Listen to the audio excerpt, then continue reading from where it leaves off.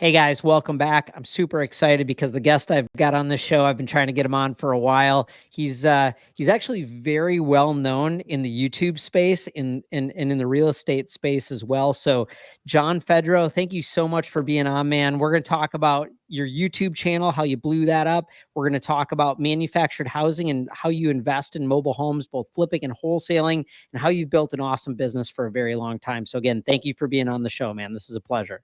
Dude, this is awesome. Thank you so much. Yeah, I'm a big fan and your Same. videos and shorts, and this is awesome. And what you've accomplished, I mean, the online stuff, but what you've accomplished in actual real life. So I'm happy to be here.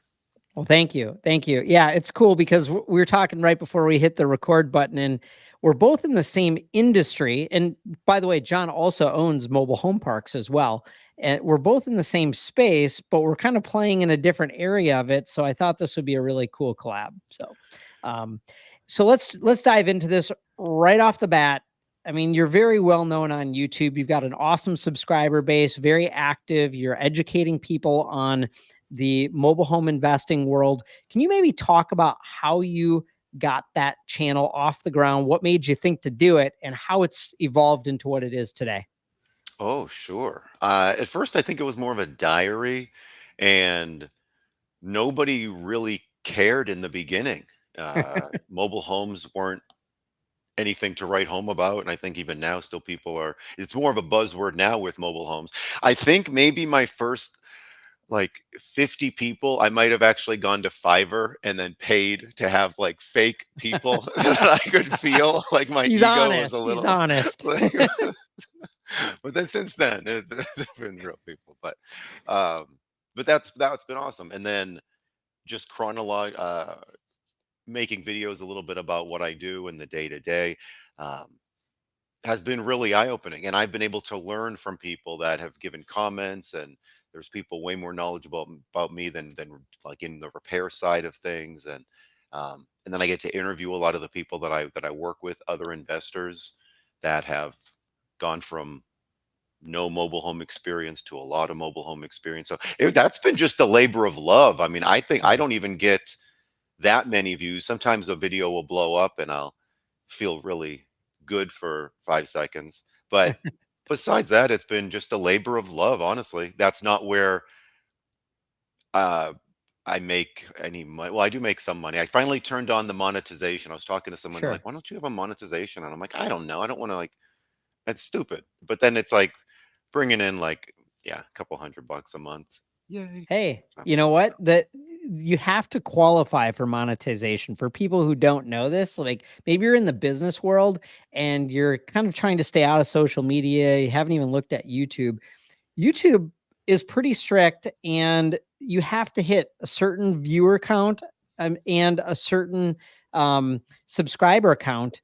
And it has to be for the entire year to be able to qualify to be monetized and actually get paid for creating content. So he downplays it, but you actually have to qualify for that. It's not like anybody can just set up a YouTube channel and start getting paid. And it's actually fairly hard to get to that level. It's a lot of viewing hours. Now you do both short content and long content. Seems like, depending on what you're working on, you're doing either training videos, you're talking about, to other people in your coaching program about how they've been successful with it. You're doing interviews. Then it also looked like you were doing some short form as well. I'm starting to get into that short form. And Yeah. um, I believe I was one of the first people on YouTube to, just because I'm old, I guess, but one of the first people on YouTube to start making mobile home content, Yes. which was cool. And then now there's a wave of just a lot of people, they do their couple deals and they'll put something online. And it's cool to see that. Like, it's awesome Yeah. that anybody can, it's crazy that that YouTube is a thing. And I've gotten up actually a park from a gentleman. My very first park was pretty awesome because he found me on YouTube years ago, and he contacted me from California, and he said, John, I got a question for you. How do I live in California, have a park in Kansas. How do I fill up my park? And I gave him some ideas. And then a year goes by, he reaches out to me again, just some random guy, very friendly. And he says, John, remember me? We talked a year ago." And he says, "I've done nothing. I haven't took any of the steps that you did. How can I fill up my park again?" So we talked, and long story short, we came to the agreement of this happened over a few phone calls. It was a yeah, like making friends and realizing we want to work together. Where we kind of partner. He already owned the park, so we get it appraised at whatever it's worth today. I would fill up the park with my own money. Well, sort of. I mean, that's what I do. Sure. That's my business for the first before meeting this guy, my first like 18 years in this business, buying individual homes, moving them into parks, buying them in the parks, fixing them up. So but then I was going to be able to do it on a park that I had half or ownership in. So we got Yeah. it appraised.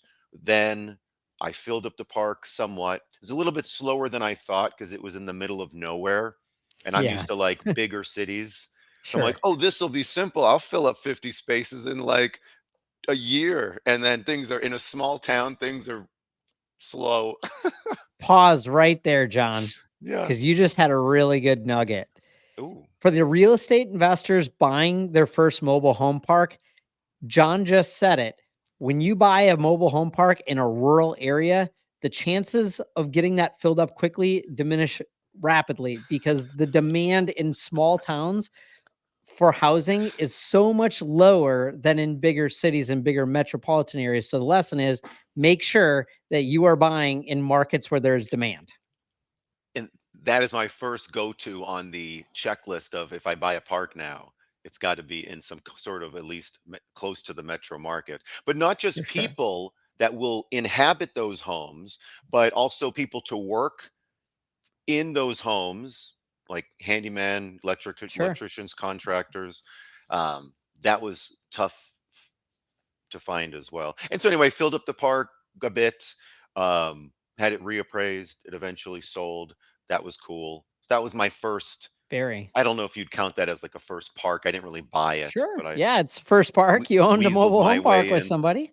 Yeah, okay, yeah, that works. So actually it's a really good strategy that you just said, buying into partnering with people who already have communities and then filling them up. And I definitely want to dive into that as well. So let me ask you something. How long have you had the YouTube channel?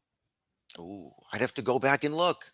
Been 13, 14, So yeah, you're 15 an years. OG. Like you've been doing it forever, way before YouTube and everything was popular. I mean, not that it wasn't popular then, but to actually have channels, nobody was doing it at scale back then. So that's impressive. And like you said, you're actually able to monetize it both now through views and everything, but also you're able to monetize it and generate leads. I get a fair amount of leads from in my business from my YouTube channel, and I have a third of the subscriber base that you do, and it's because people are looking for very niche things to learn, and when they find you as a resource and as an expert in that space, they gravitate and they study everything that you put out. So that's awesome that you were able to buy a mobile home park from your YouTube channel. Right. That's Well, awesome.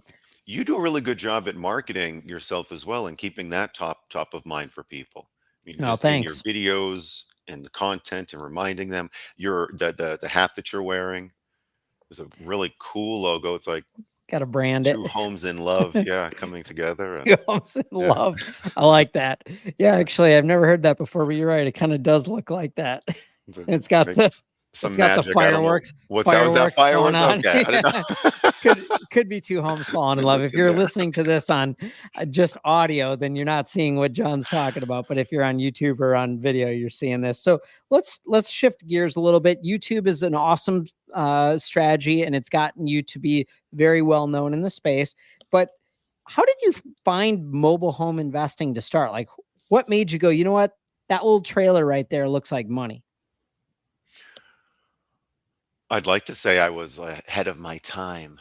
I've definitely failed into them. My ego, I wanted to buy houses at the time from learning from a book. I think it was a Ron LeGrand course that my Yeah, roommate at the time had in his on his bookshelf, and then wanting to buy houses and hold them. Cash flow was always more sexy to me than flipping houses, sure. but you need both, or you should have both. And so my first mobile home was I thought it was a house. Not until I pulled into the park, I thought I was going to look at a house because I was so green. I didn't even ask. Oh, this lady was selling her home for $8,000. And I didn't think in Tampa Bay to ask, oh, is this a mobile home? What's the catch? And so I pull into Red the flag, yard and $8,000. it, but eventually, I tell this story a bunch. I'll actually tell a part that I usually don't tell on my first deal. This was a mobile home in a park. Went to the park, got sick.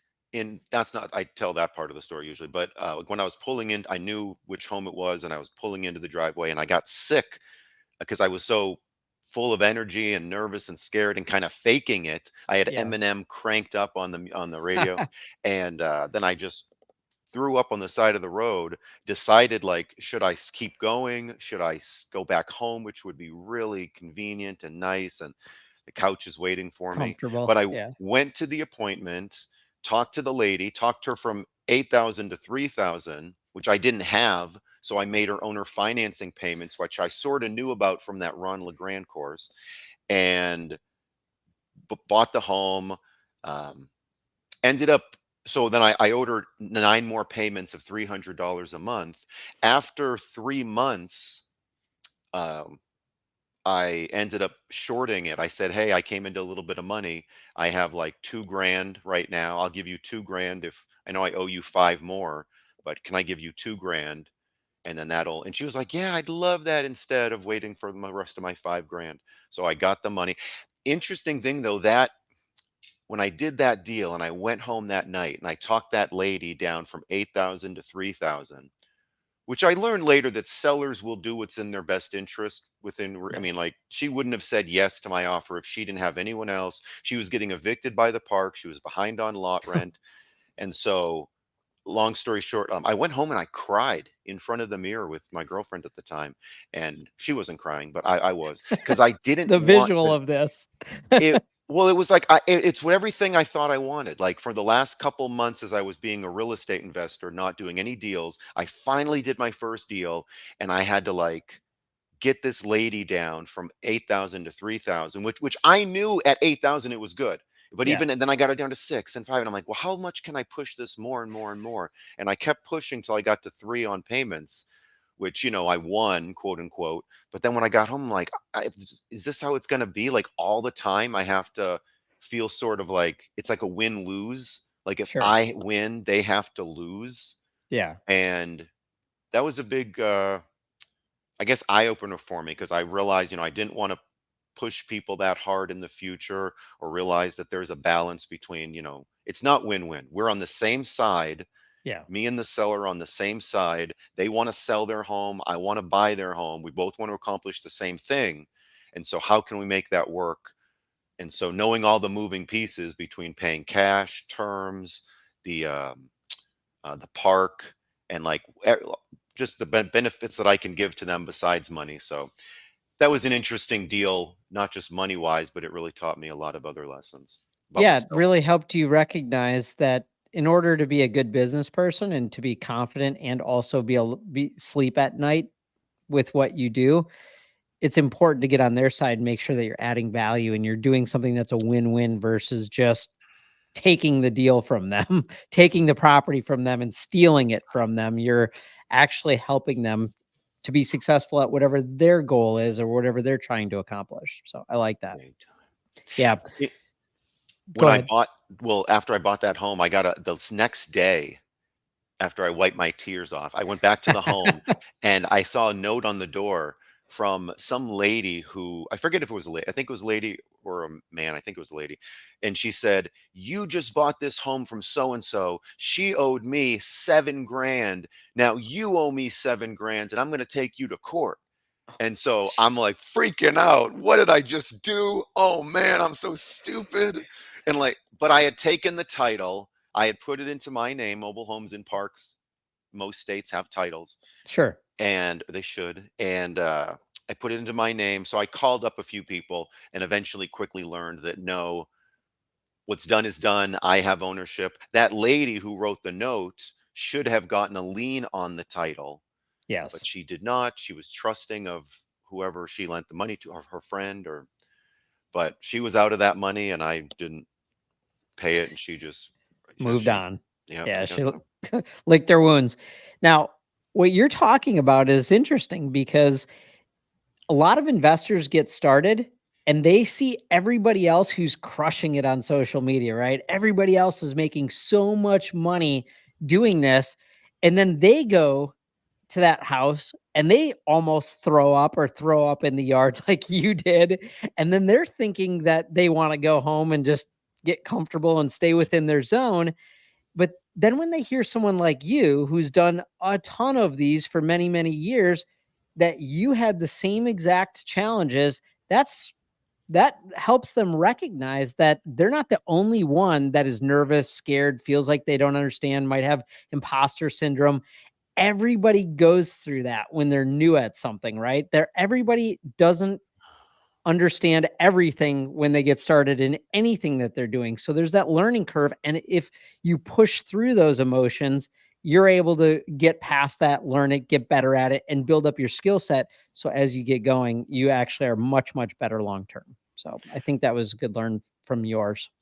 There's no question about that. No question. You are learning so much. Most of us don't like confrontation. Most of us don't want to, um, like to feel uncomfortable too much, or have to negotiate hard, or or be taken advantage of. But you are putting yourself consciously in those situations on a really big scale. I mean, me and you talk to strangers every single day of the week. And Yep. so, um, this is like a crash course in people with social media, and even like HGTV. The stuff that's exciting to watch isn't the boring stuff. If I did a Yeah. YouTube channel of just me driving through parks and the boring, like 99% of, the boring life, or this stuff is kind of boring, that would get no views. But that's like Yeah. the real stuff, and then the real, like, or the thinking, and the thoughts that go on in my mind, like the negativeness, like that isn't ever on YouTube necessarily, but that's real What life. what makes your business successful is usually not the sexy closings and all of that. It's usually picking up the phone, making those calls over and over and over Oh, again, getting shot down over and over again, having deals fall apart, have financing fall apart, have all of these surprises that are really not fun. That's what actually gets you successful at whatever you're doing. It's not necessarily those huge wins, those great negotiations that you did. It's the daily grind of running your business that actually makes successful people successful. But like you said, you well can't said. really talk about that because it won't get any views on social media. So people only see those big wins and it's very skewing to what people expect successful business to look like. Yeah. Wow. So It's let's almost go ahead. is well, if you're doing all the uncomfortable stuff and all the boring stuff to get to the one point where you can take the shot. Like if Yes. it's some kind of basketball game, you're watching a lot of the back and forth, and then that moment where you can actually score a point is just a fraction of a second. And so to do the good negotiation, to do the make the right decision, or it's just, yeah, going through the same repetitive motions again and again and again that work. And maybe we want to look for the shiny object or the new thing that's working, but no, it's those repetitive same stuff done day in, day out, that make us Very, money. very true. And the only thing that you see in the headlines is that snapshot of that shot being made or the little clip of it happening, but all the back and forth and the setup to get there. Yeah, that's great. Actually, I was just talking about this the other day. A lot of times entrepreneurs want to change things up. They want to bring in new systems, new strategies, new, you know, what do you call them? They want to implement new things in their business because entrepreneurs and visionaries we're excited about projects and these big ideas, but a lot of times we get in our own way, right? We get in the way of our team by always trying to change things and create new initiatives was the word I was looking for. And the problem with that is it drops morale. It also distracts people from their daily duties of what they need to do. So bringing in an operations person is often the best way to handle that, to be kind of the layer between the CEO visionary and entrepreneur and the operational people if you can afford that person, because they will help basically soften the blow and help you strategically implement things in your business over time to where it doesn't continually disrupt your business. I have a tendency of chasing that shiny object, like what you said. It's the new strategy, it's the new this, the new that, and we can disrupt our business as an entrepreneur from the daily operations if we're not careful. So I want to ask you something though. This is a really unique investment strategy. Why are you in mobile home investing over any other property type? Because you could be investing in anything right now. Why this? That you're absolutely right about that. There's a lot of things coming to mind, and I think talk is cheap. Um, and I've but mobile homes are amazing. They're still, you can do so much with them. You get the mobile homes inside of a private park that you can just buy that are, can I got into mobile homes, well, because I kind of failed into them. They were the people that called me, and then the second and third and fourth deal. But folks that I work with, you can start with 5, 10, $15,000 and really help people and really do a lot of deals and really be an authority in your local market, knowing what these sell for and buy for and the locations and the repairs. And more than like 99% of other people when are doing this business for a short period of time. There's the mobiles on in the parks. You can move them onto land. You can move a few onto land. You can buy them with the land already there. You can buy the entire parks. Maybe if I was in another niche, I would have gotten bored and gone to something else or done a couple things. But mobile homes have kept me busy, and I've graduated now from doing the onesie twosie deals, which I still do and which puts a lot of money in my pocket, to then use some of that money to fund these bigger long term forever money with the mobile home parks and Yep. put them in there. So it's no, I just strongly believe in them as well. Yeah. And it's amazing uh, that the country needs way more affordable housing, but not everybody, a lot of people turn their noses up to mobile homes and parks. And Yeah. Actually, if you know Chris Roode is big in the mobile home park space. He's also and big on YouTube as well. But he also does house flipping, wholesaling, all these other strategies as well. He's actually very good at being well rounded in real estate. Not many people can do a lot of different things well, but he talks about short, short, medium, and fast money. Or sorry, slow, medium, and fast money, right? And what you're talking about is really being good at the slow. I'm sorry, being good at the fast, which is the wholesaling, the medium, which is the flipping, and then moving that money into the slow money, which is buying the communities and creates the wealth. So you're really doing all three strategies very well: the wholesaling, the flipping, and the buy and hold, both at the home level and at the community level. And I think that's interesting to note. So let me ask you this: most people fail in real estate.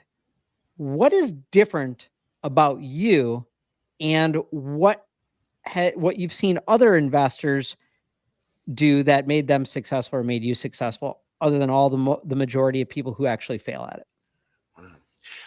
I have the ability to like think when you say that, I feel like I have a little bit of, maybe I'm working through my imposter syndrome now after all these years. Maybe it's gone a little bit, but I see all of my failures and the things that I could have done or know I could be doing. And if, most people, I think looking at other people, we see their successes, if you would look at me, but I feel like I do see all my failures and all the things that I could have done or should have done more or should have started funds sooner or should have been investing in parks way sooner. Or I'm really a bad learner sometimes, and I let people take advantage of me like again and again and again, like with regards to tenant buyers or Sure. handymen or just being kind of a sucker. Yeah. um, So how does that so translate into becoming successful? well, maybe my hatred for my belief in myself and my hatred for working another 9 to 5 job. Yeah. um, there's times in this business with mobile homes that I've slept on the floor of some of my mobile homes, that I doubted what I was doing. I needed all sorts of you know um, like what's the like Affirmations. thank you affirmations, or the dream boards, and the yeah, the positive stuff, and knowing that there's a struggle every day and to push through and keep, keep on investing.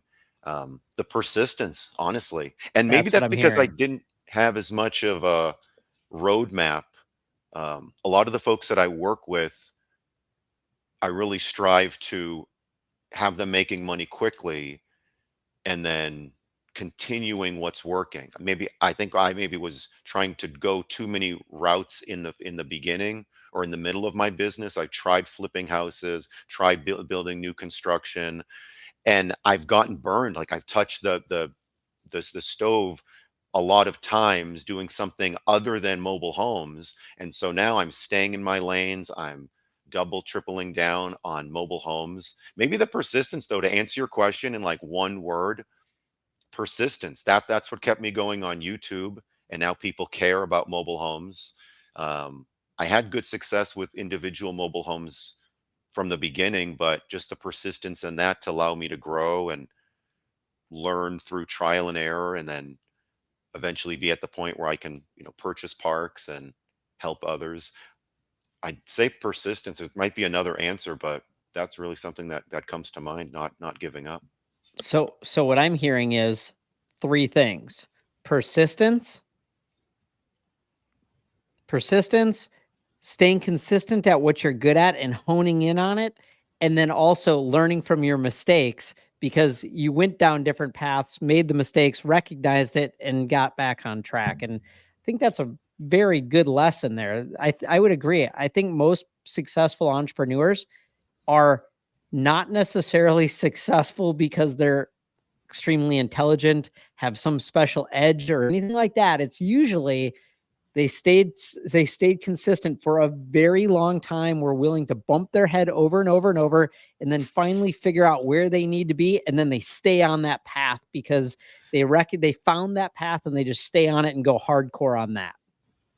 Yeah, What is that? And maybe it's in human nature where we want to look for something else. We have something that's working, sure. and then we got to find some problem with it, or we got to deviate from what's working. Where really but I don't think a lot of Welcome people to understand that entrepreneurship. the multiple Like, phases.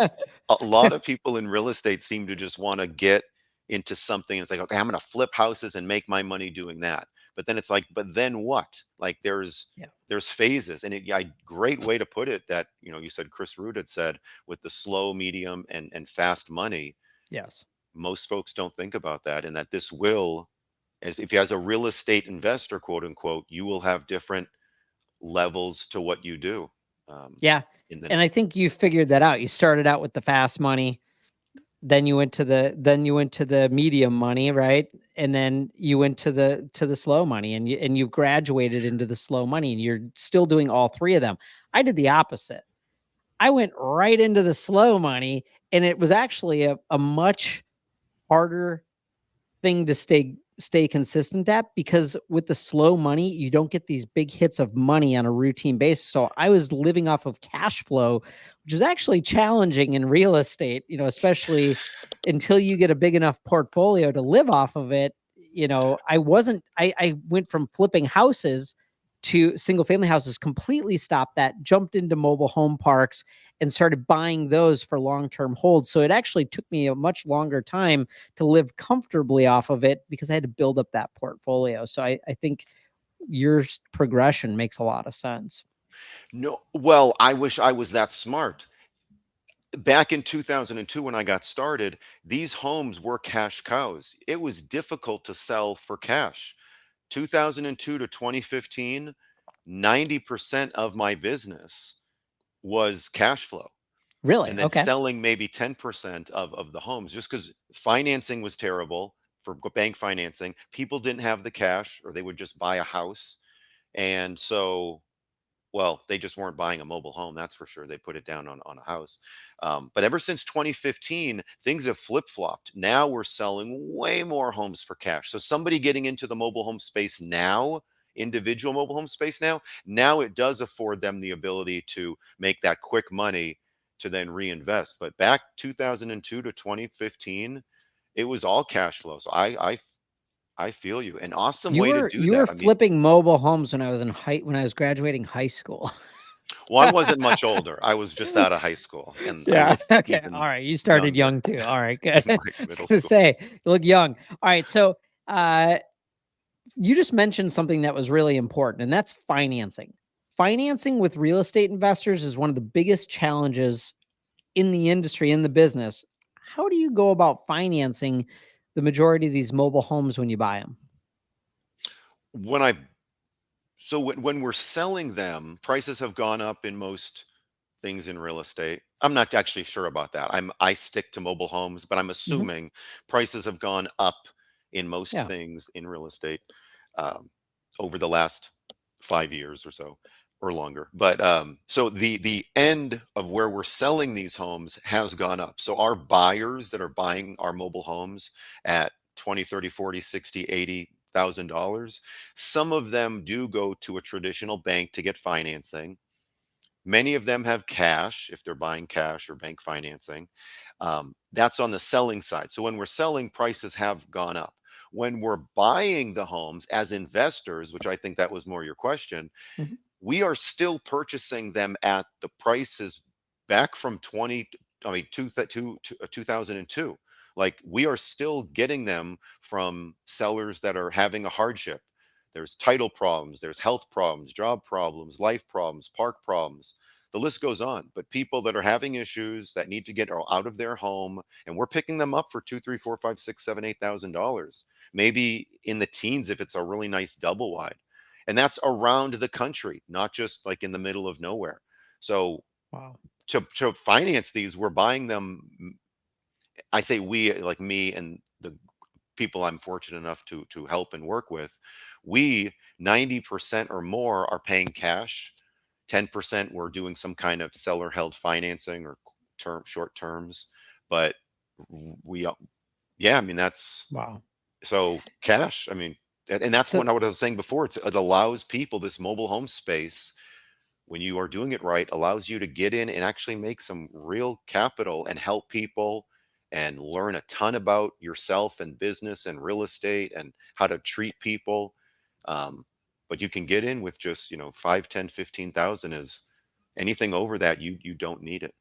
what do you think the reason is that the pricing is still so low? Because like you said, in most other property types, values have went up a lot since the early 2000s, right? I mean, inflation is real, but yet you're still buying a used mobile home for two, three, $5,000 in 2024. I don't think most people can comprehend that. Like, why do you think that is? Why do you think you can buy a mobile home for so cheap? Um, well, I'll say some things that are true, just to dispel, like, it's not like a fantasy world where we're doing Yeah, something magical. If you sure. go online, you will see everything that's still advertised online, Facebook Marketplace, Craigslist, OfferUp, or you're going to see homes for retail prices. If there is something a really good price, it's going to be snatched up insanely fast. So stuff online, you can definitely look at that and say, John doesn't know what the heck he's talking about. Everything I see is through the roof, is way more than 5 or 10 grand. And that's true. Once it's gone online, we have probably lost it. Sure. So the homes that I'm closing, the homes that we are closing, are folks that have not yet gone online, and they're maybe not living in the home. They think of their home, it's the cliche stuff. I mean, they think of their home as some kind of, it's not the most important thing in their life. They want to get out, they want to move, they want to go on to greener pastures or do something better. And we are, sometimes we negotiate, but we're not starting at a super high price either. People asking 15 and we're talking them down, or 20 and we talk them down, or 7 or 8 or 9.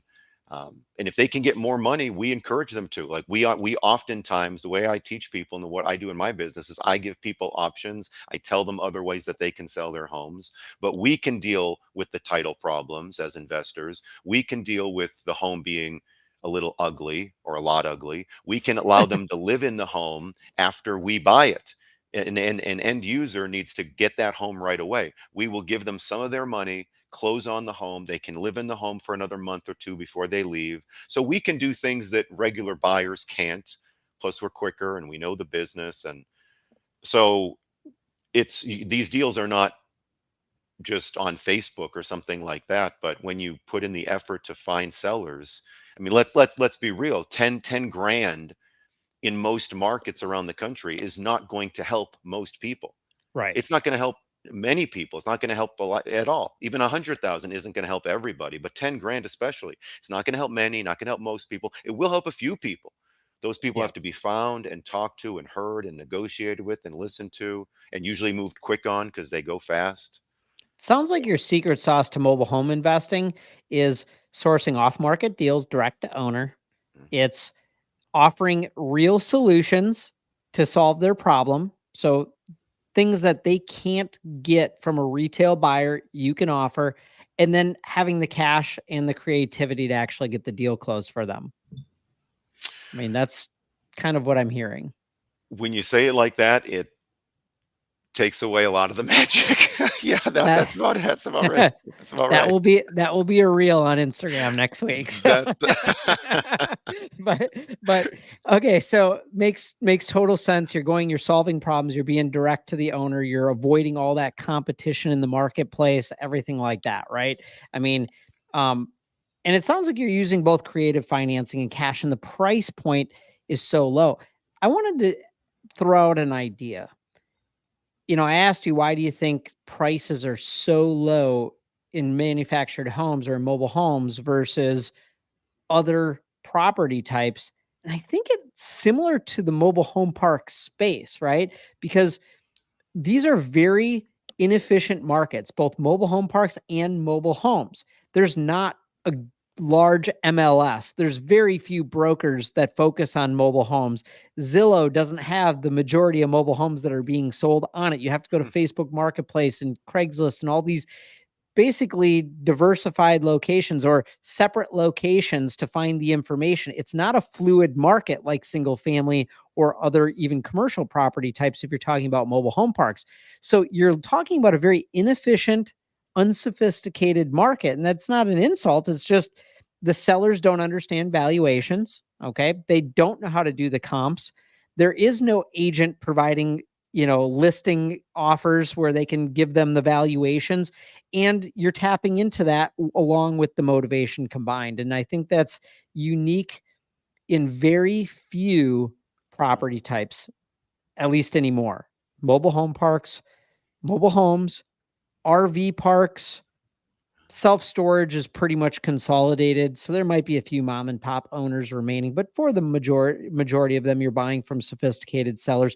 But there's these little niches in real estate that if you can find those that haven't consolidated and aren't efficient yet, you can make a lot of money. And B, you said it earlier, a real expert or a well-known figure in that industry, because there's just not a lot of competition, right? How many guys are in the markets that you're buying competing with you on offers? Probably not a lot, right? certainly not like the house space. No. Yeah. I mean, there's people who are in distress situations are getting calls, letters, emails, getting doors knocked on by tons of wholesalers and investors in the single family space. You and maybe one other person is reaching out to this mobile homeowner to see if they want to sell. So it's just a very open market for you to not have a whole lot of competition in, it seems like. Shh, keep your voice down. There, Mobile that's home the way it's. investing sucks, guys. You don't want to be in it. It's a horrible business. It's very unprofitable. Just go buy single family homes. It's much easier.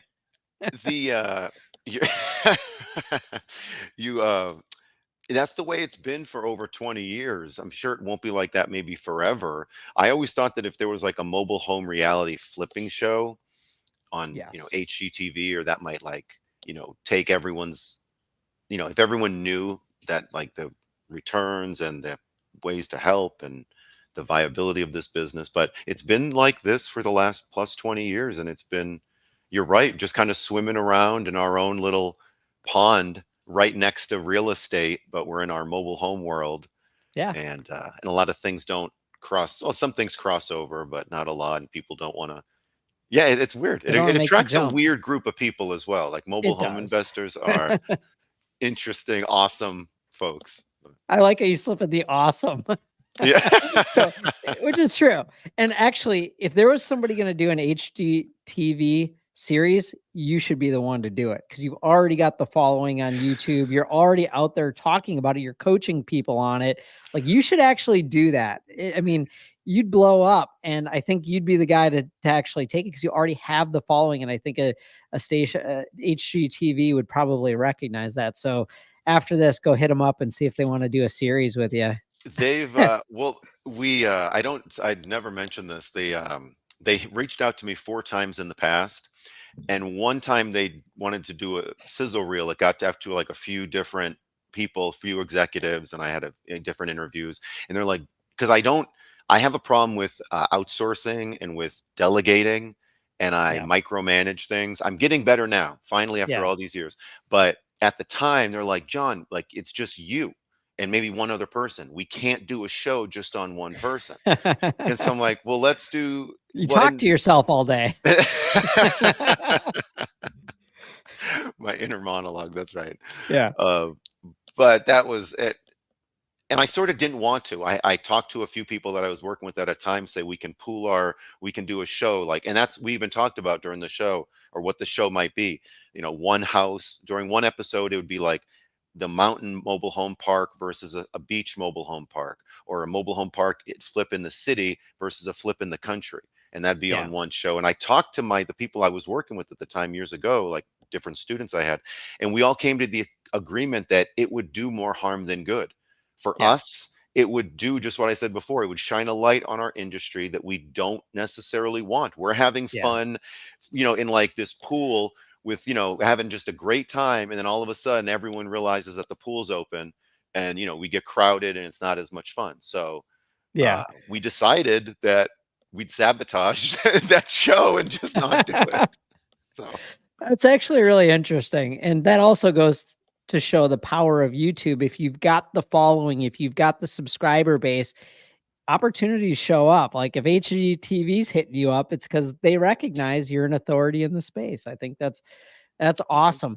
So let's pause really quick. And I want all the passive investors listening tonight or today to basically reach out if you want to invest in mobile home loans to finance the rehab and purchase of mobile homes. Go to equitygrowth.net. My fund is now allowing you to invest directly into the rehab and purchase of manufactured homes inside the communities that we own.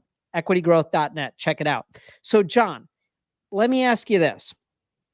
A lot of mobile homes are older, right? Most of them were built in the 50s, 60s, 70s, some in the 80s. What are some of the challenges that you see buying older mobile homes, and how do you get around those? How do you work through that? well, construction wise, they're a little bit better now, but the pride of ownership. I mean, I go through homes from there's not too many left from the 50s and 60s, but there's plenty.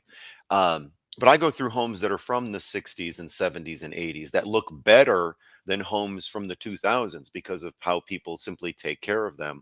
Water is the enemy of these things, and if you do keep them airtight, they might be like a time capsule with super old furnishings and fixtures and things like that, but the integrity and the structural, of the home is good.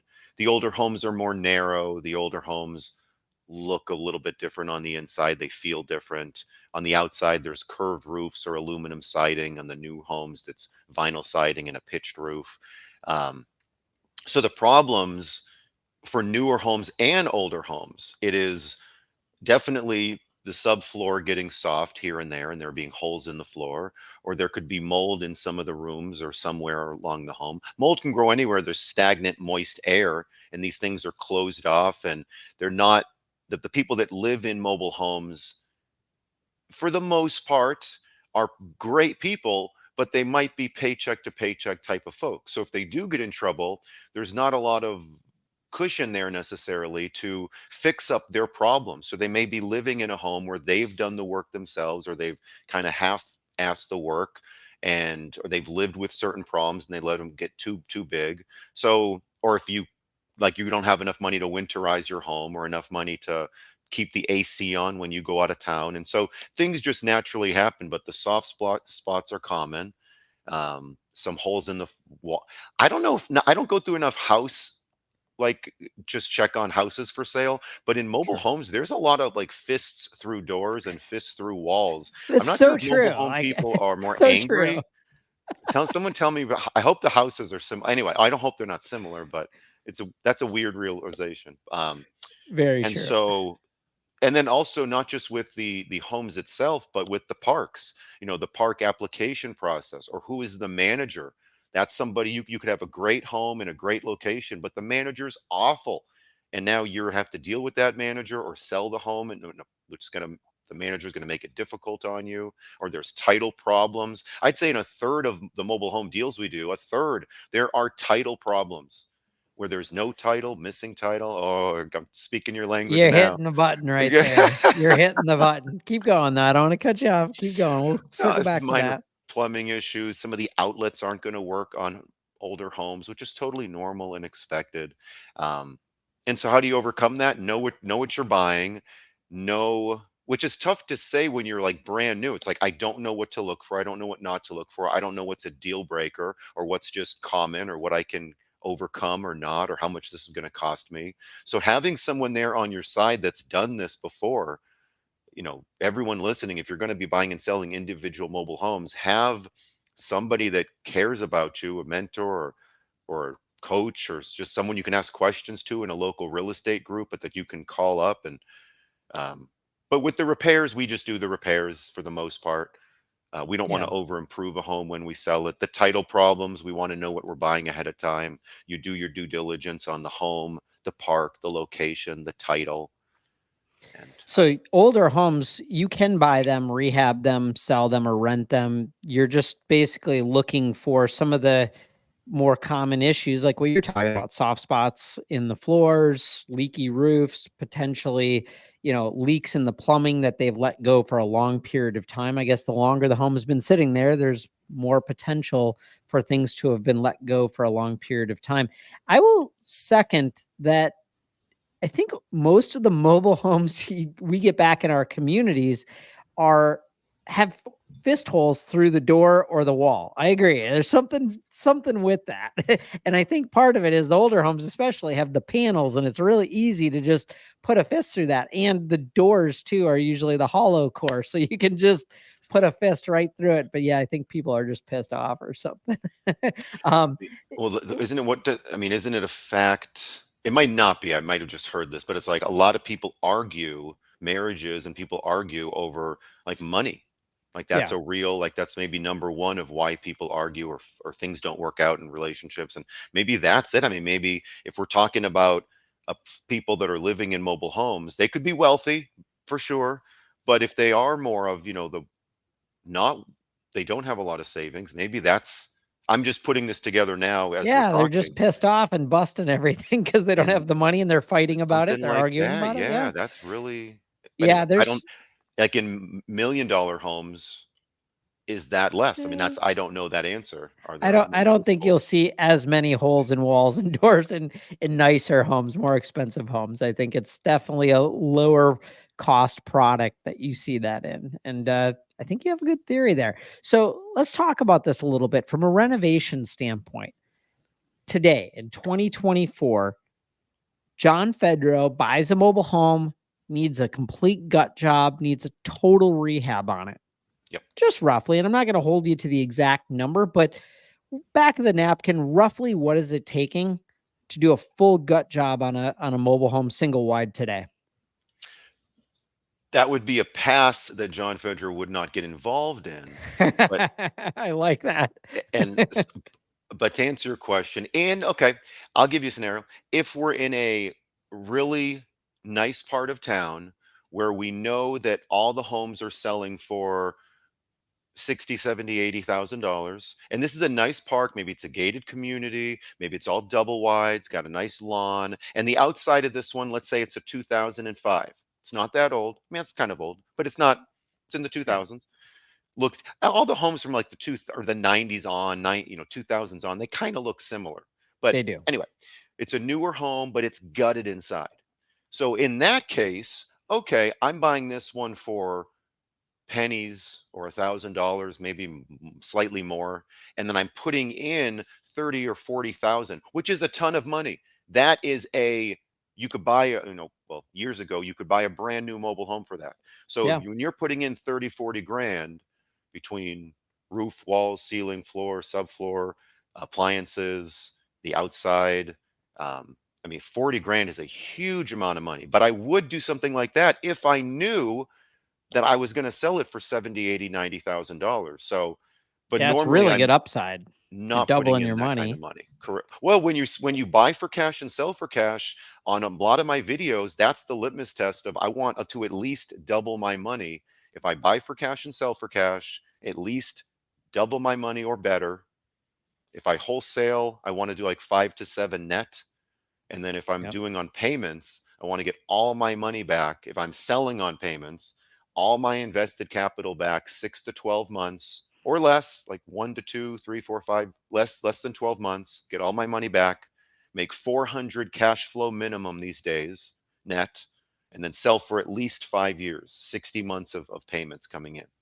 That's Wow. my litmus Most test. investors listening to that should be going, wait a minute, did he just say I get my entire investment back in 6 to 12 months and then have a cash flow of $400 a month plus and be able to sell it for 50, $60,000, even if you're selling it for $30,000, but you've got all of your money back, and maybe you bought it for 3, 5, $8,000. Those are huge returns, on a percentage basis. That's massive compared to most other investments.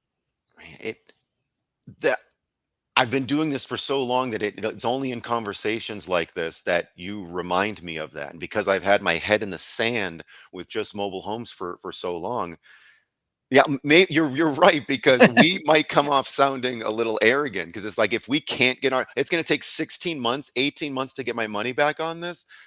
I don't want that's like it's not a skinny deal, and we might do it if we're going to sell for 10 years worth of payments, but that would be a thinker. Like, I don't know if I want to do this because there's better opportunities. I can't do Yeah, every opportunity, so I want to do the best ones. And if I have to wait 2 years to get my money back, that's now if it came with land, that's a different story. sure. But You're just talking in a about the park, homes.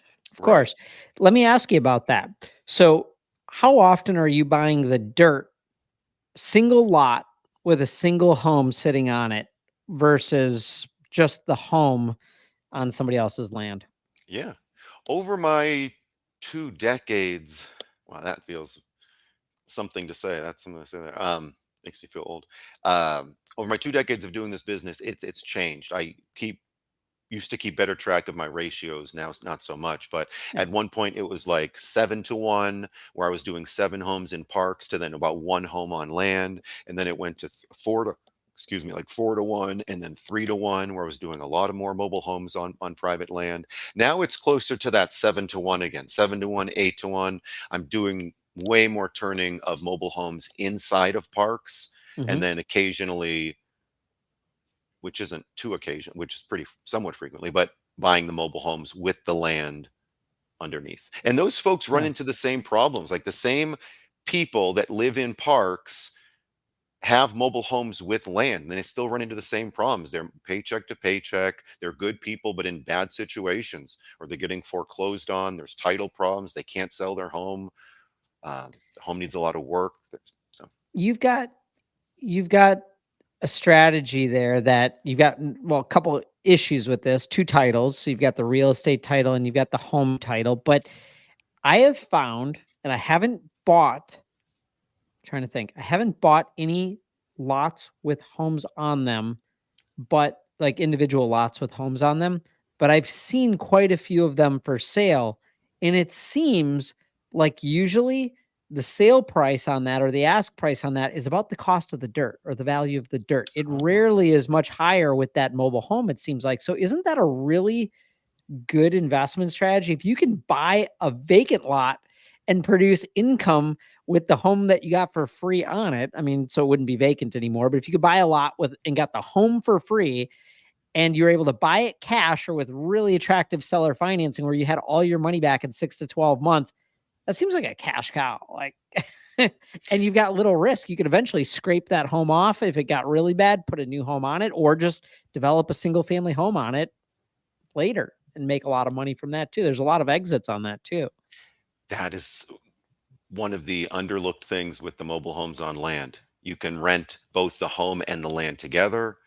You can rent just the home or sell just the home on payments and keep the land for a rental, have like a one space mobile home park, owner finance everything out, sell everything on payments, scrap the thing and bring on another mobile or put on two mobiles maybe. Or if you do get a brand new manufactured on there, like a brand new home, sell that FHA financing and cash out and make more You just money said that way. something there. When you put a home with the dirt, you can actually get FHA financing and very attractive, single family type financing because it includes the dirt. So that opens up the door to a lot more financing options. And yeah, you're going to have to deal with an appraisal, but you Mm. have a much bigger buyer pool for that, and they'll typically pay a lot more money because the financing is cheaper than mobile home financing. Let me ask you something. Business is tough. So, what are the two biggest challenges that you have in your business, and how have you navigated getting around that or getting through that?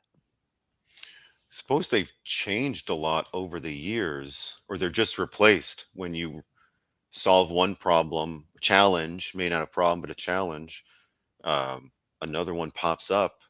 I've had, I'd say, well, like I said before on the call, delegation comes to mind, and and Mhm. and and outsourcing. People. Yep, me thinking that maybe I can do it better than anybody else. When Yeah. that's not true for my parks, I've hired now a third party remote management company, and my calls have gone down from like 30 calls a week to just like one call or so, from maybe two, from my management company, versus doing everything on my own. So knowing my own limitations and then trying to improve those, or not be foolish to myself, or not trying, I mean, ourselves are the easiest ones to fool. And I think I didn't, and I still have more work to do on that, to outsource more, to delegate more. Um, and like I said before, I mean, I was slow on learning new things, hiring people, getting into funds. I love that you are doing that, and you're able to now help other people that want to invest their money and give them awesome returns with a great business structure and like ethical. We need more ethical people like you and me, in this business. And Yeah. um, so the out Yeah. so personally, that was one. Um, Something else. Um, I don't know. I look at them like challenges to be overcome. There was problems with when Dodd Frank came out. We had to change our business a little bit that way, or That's the a good bubble in thing to talk about. 2007 and Pause right 8. there. Pause right there. Okay. Dodd Frank, because a Yes. lot of people don't pay attention to that. And like, yeah, just buy homes, sell them on seller financing, and they don't understand how that works. What did you do to, well, in simple terms, what is the challenge that comes from the Dodd Frank laws, and how have you navigated that simply? What comes from the Dodd Frank? Confusion. Those are, I know it's what, 08 or 09 or so, when they started talking and then implementing in like 10, 11, 12, and the thing, laws have changed since then. But confusion right out of the gate, it was confusion because no one knew what the heck was going on, only that seller financing was dead. And I remember seeing like a gravestone with seller financing, like rest in peace. Like, people are being dramatic. Like, there's ways around, or when it's like a cat and mouse thing, not in a bad way, but when one thing happens, we're gonna find out. It's like innovate or die in Yeah. this business. So we innovate. So originally with Dodd Frank and the Safe Act and Truth in Lending, it was so that big banks couldn't take advantage of individual people, and then that we got lumped into that, where now if we wanted to do seller held financing, we had to jump through so many hoops. Unless we were selling to a family member, unless we had lived in the home prior to that, unless we were a mortgage loan originator. So I think that there's good stuff in there, because having people know what they're buying and disclosing interest rates and how much you're paying and all the fine print is so important. So I'm big on disclosures and making sure people have the ability to repay. There's a lot of Sure. people that will promise that they can do something, and that's just human nature. Like we say, "Oh, I can afford $1 million payment," or like just huge payment, because we want to get into that thing. So we're letting our emotions lead us. Yeah. There's so many buyers right now when I sell my homes on rent to own or via payments. There's so many buyers that think that they could pay with like, and they're rational sort of people, but it's like I don't want them in my home because I'm setting them up for failure. Yeah. And they're not going to pay, and they're not going to stay in my home for like 5, 6, 7, 8, 9, 10 years. They've been bumping around places the last 4 years, and so getting the right people in your home is so crucial. So doing the right background checks, making sure people have the reasonable ability to pay, showing an effort that you've looked at all of their income and their expenses going out, and that they can actually afford your home is super crucial. And then the paperwork we have, I was always buying mobile homes in trusts Yep. and then selling the home on payments with beneficial interest and keeping other supporting paperwork. So with regards to Dodd Frank and the SAFE Act, that all revolved around establishing notes, establishing mortgages, establishing liens. Where what I was doing with trusts, I was not creating notes and mortgages. I was Sure. still able to collect payments, but I did not fall within the scope of Dodd Frank and the SAFE Act. And so, and now our paperwork since then has changed some, and I do things slightly different. But if you're selling a mobile on home on land, seller financing, mortgage loan originator all day, because you want to Yeah. create a note and a mortgage if you transfer the ownership. But in a park, um, we were we it's a very Dodd Frank and SAFE Act and Truth in Lending are all super important. But at the time, we had figured out a way to we knew what the law said and what the law didn't say, and Yeah. so we were outside of the scope of the law. Lesson is get a good attorney, right? That was a big help too. Yes, I did not do this on my own. Yes, good. Yeah. I Thank you think for I making think me what you're understand. pointing out is understand the laws in the game that you're playing, because there are rules, and if you can follow those rules, you can sleep good at night. But a lot of times people are just really loosey goosey and they don't really take into consideration that there might be a law or there might be rules that they need to follow, and that or they're just too cheap to pay an attorney to figure out how to do it right, and that's pretty risky. And so that people really need to understand the game they're playing, the rules that of engagement, and then play within that, but get good guidance from an attorney to do it right. So I like that you use trusts. Were you doing so you were doing an individual home with an individual trust, and then you'd basically transfer beneficial interest from you to them, and then you would collect payments for the um how does that work? Or was it you would give them, you would retain beneficiary, you'd be trusted? How did that, like, without getting in the weeds too deep, I'm just No, no, yeah. curious. My company would be, or my trustee would, the trustee would be either my company or a trustee that I know and have on my side. The beneficiary, that interest was transferred to the person inside the home, which that was important because most parks won't allow you to rent. And so we Yes. can show the park, no, no, we've transferred beneficial interest to the new person inside.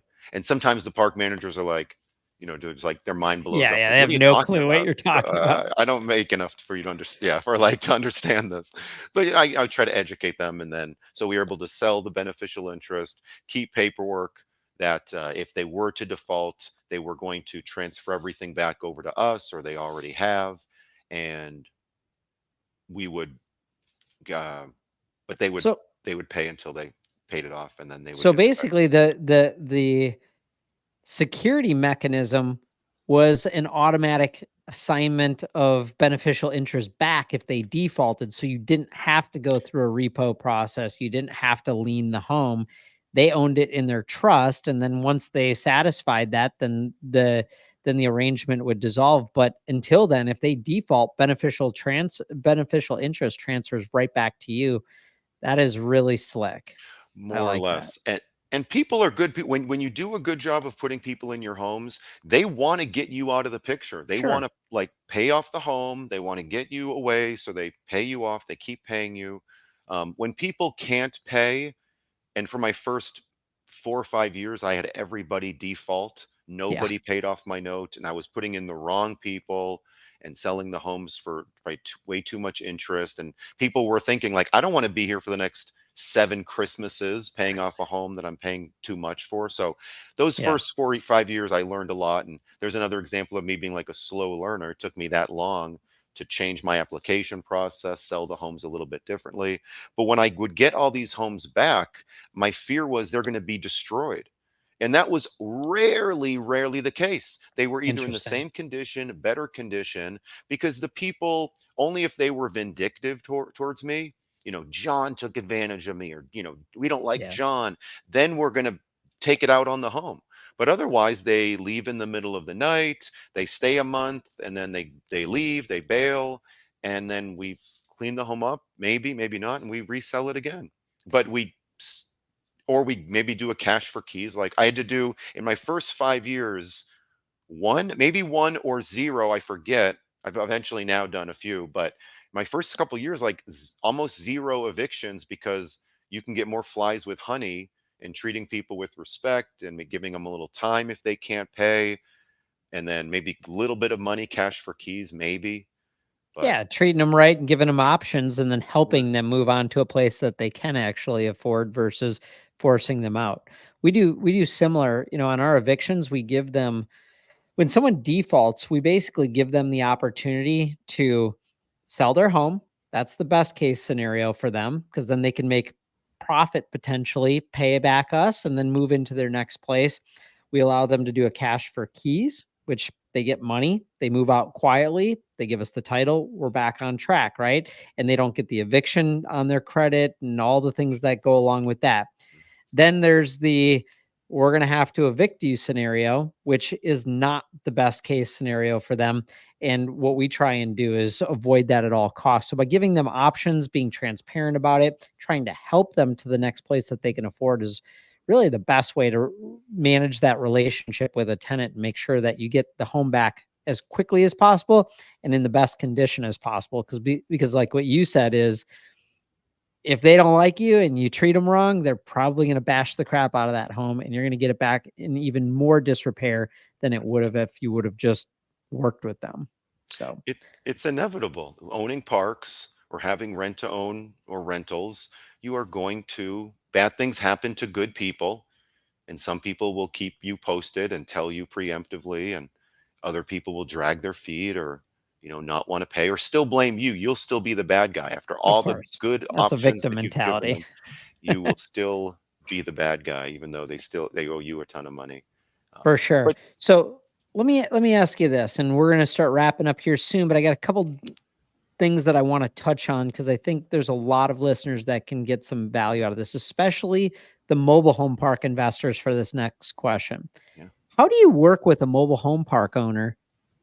And from the home side of things, if you're investing in mobile homes, how do you work with a mobile home park and owner hand in hand? Well, for the mobile home park owners listening, if you can create some literature or some listings or some an all points bulletin that you will pay to have mobile homes moved into your parks, that would be, because there's most likely some individual mobile home investors around in most parts of the country. So Sure, the question is that, and they are finding homes. I think a lot of people don't maybe. I think me and you might be a little bit of an anomaly where we like cash flow. I would prefer cash flow than big paydays, but I love both, but the cash flow is awesome. So sure. if there's local mobile home investors to incentivize them by offering a free move into the park.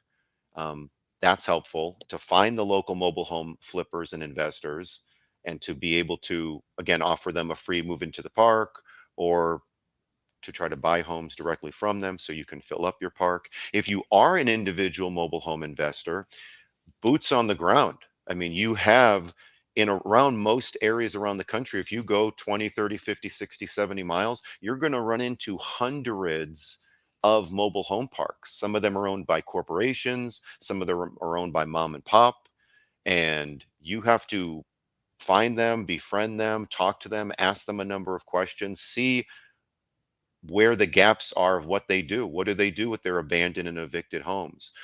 How That's many good. empty spaces do they have? What kind of park owned homes do they have currently?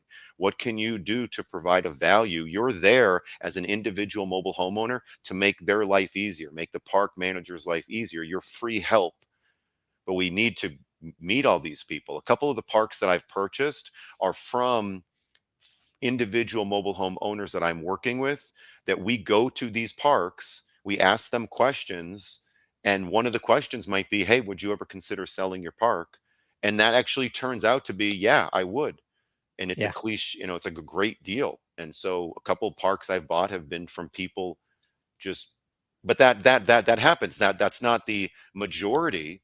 But Sure. over, you talk to 100, 2, 3, 400 parks, you can make a lot of money just in a couple parks. In fact, on my podcast, I try to remember and ask people that, like, hey, you have 20, 30, 40 homes, how many actual parks are you within and helping? And these individual mobile homeowners will always say two, three, four, five, six parks. You can have a Yeah. really good business in a couple parks, but you have to. And then you got those on lockdown, like they're your parks. Like, you know what's going on. People know you. Things become easier. You know the So numbers. are most of these situations where you buy a home, you bring it into a park, you renovate it, and then you sell it on financing, or you rent it, or what is the exit strategy for that? Because you mentioned most parks won't let you rent homes. Right. So what's the process look like? Just high level. Nowadays, for well, my business, I'm filling up when I move a home into a park. If Hmm. it's in my areas, I'm moving them into my parks. Sure. But that's not what we mostly do. And I say we as in the Yeah. individual investor, individual mobile home investor community. Um, about 10 to 20, 10 to 15%, we are selling on payments inside of a park. Yeah. We're taking money to move in from people, monthly payments. We're getting all of our money back in the first year. We're selling on payments. 15% of the time tops these days. Yeah. We're also about 50% of the time buying the home, taking ownership, getting the seller out of the picture, fixing up the home, maybe a little bit, maybe not so much, and then reselling it for for at least double minimum, Yeah. but hopefully more. But not taking advantage of people. We know what the Sure. market is and what people will pay, and then the other 30% or so, we are Yep. doing a wholesale, which it's a little bit different of a wholesale, because usually in a traditional wholesale, the buyer knows how much we're making. We let the seller know how much we're making, because the Interesting. buyer, if they knew, they would be like, wait, why am I paying you? Who are you? What? I don't, Yeah. this is weird. I'm out of here. So that's sort of the ratio. And we're not doing much moving into parks. Yes, we do some, like as a group. Yes, we do sometimes, but we're able to sell homes if we have a home that must be moved, which there across the country, there are a lot of mobile homes that when you buy them, you have to move them. People want Yes. them off their land. Well, there's a market of people that with land that want to buy homes. They'd rather buy a home from us than brand new homes for 100,000 or more. They'd rather buy us for like 20, 30, 40, 50 grand. And then Yes. so and that changed. Like when I said before earlier in the call, from 2002 to 2015, it was more of a cash flow business. Well, we've tried to sell homes rent to own, and like with good intentions, like I want to sell on payments, I don't want cash for this one, I want to sell on payments. And we put our payment, our price out there, like our payment total price out there of whatever it is, and they give us cash. They're like, no, I don't want to make you payments, I want to give you cash. And Yeah. so it's been interesting that it's a great time now. Prices have come down since 2002 a little bit, but Sure. tiny bit, but it's still a great time to get cash for these homes. So we're not actually moving as many, and when we do find a park that will pay for the move. If we can, unless we're moving it to a super high end area where we know we're going to get a lot more for the bang for our buck and sell the home for much higher. But most of the time, and this goes for individual mobile home investors out there, find yourself a local park that will pay for the move. You can find one. May not be the Definitely. first 10 that you talk to, or 20 or 30, but you will find a park that will be happy to have you there, that will pay for all or most of the move. They're called move-in incentives.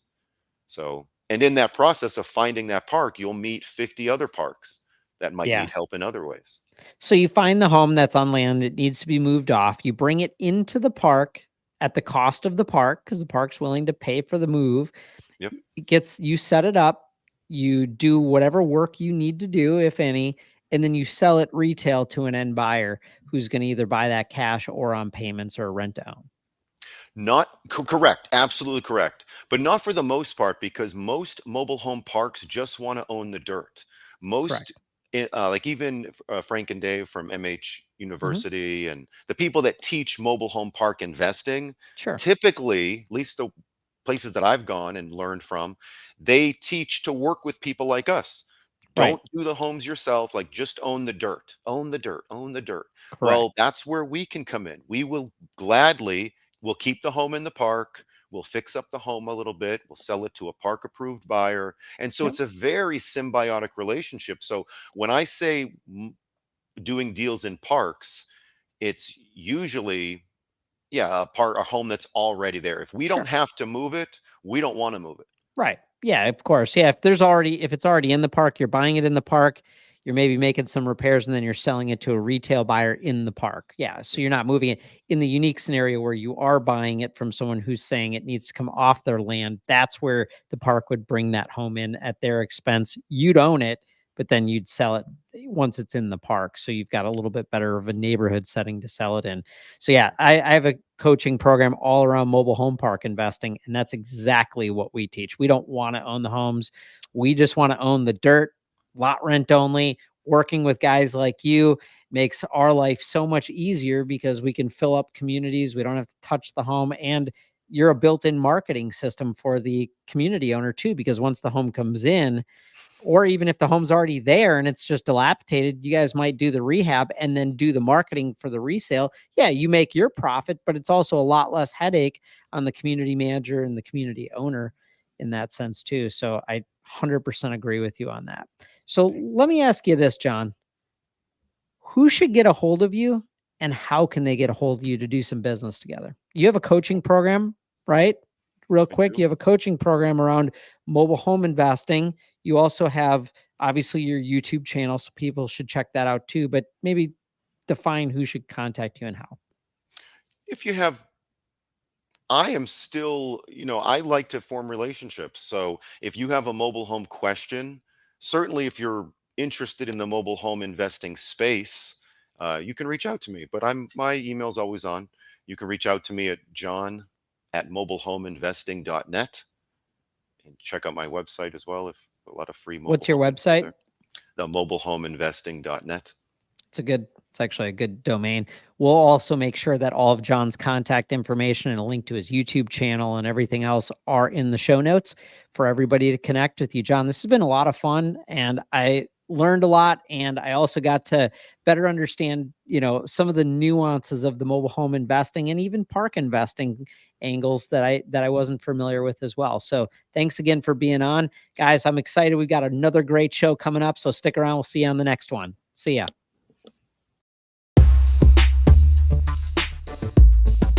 Thanks for listening. I hope you got out of this as much as I did. I'd really appreciate it if you could leave a 5-star review so we can reach more people. Jump over to mariodattilo.net and find out what else I got going on. Be sure to connect with me on all the socials, and I'll see you on next week's show.